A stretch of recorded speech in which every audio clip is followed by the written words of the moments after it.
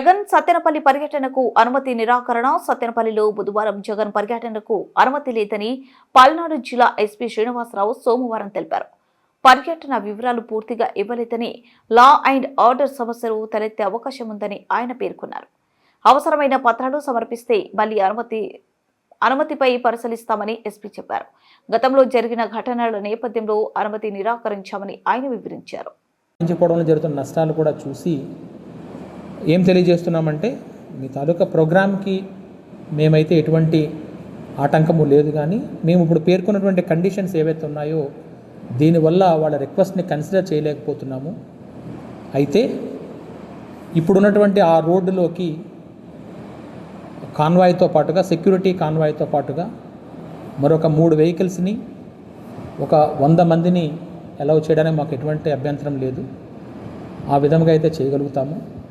మీరు ఏదైతే రిక్విజిషన్లో huge గ్యాదరింగ్స్ని mention చేస్తున్నారో, లేదు 30,000 అట్లాగా అంటున్నారో క్రౌడ్ని, ఆ విధంగా చేయాలి అని అనుకుంటే విలేజ్ అవుట్స్కట్స్లో ఎక్కడైనా కూడా ఓపెన్ ప్లేస్, ఎటువంటి ప్రాబ్లం లేకుండా పబ్లిక్ తాలూకు safety and security of the protectee సంబంధించి అన్ని చర్యలు తీసుకుని చేస్తే దానికి కూడా మాకు ఎటువంటి ఇబ్బంది లేదు.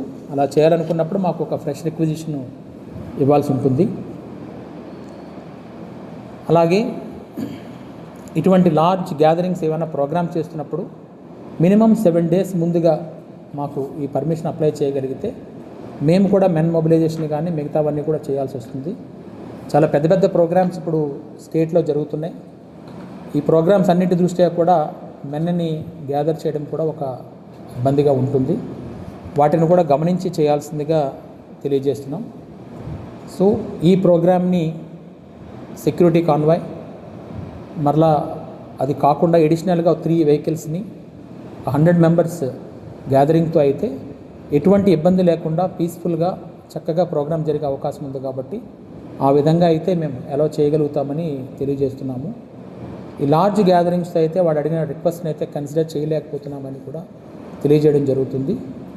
ఇది కాకుండా వేరే విధంగా ఏమైనా వస్తే మాత్రం చట్టపరంగా ఏవైతే ఉన్నాయో ఆ చర్యలన్నీ తీసుకోవడం జరుగుతుంది. అలాగే ఆర్గనైజర్స్ ఎవరైతే ఏవైనా ప్రపోజల్స్తో వస్తారో వాళ్ళు పూర్తి సమాచారాన్ని కలిగి ఉండాలి.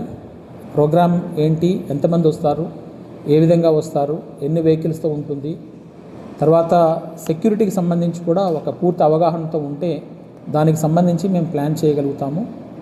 పూర్తి వాళ్ళతో సహకరించి వాళ్ళతో కోఆర్డినేట్ చేసి ప్రోగ్రామ్స్ని ఎటువంటి ఇబ్బంది లేకుండా, ఎటువంటి శాంతి భద్రతల విఘాతం కూడా కలగకుండా చేయగలుగుతామని తెలియజేస్తున్నాం.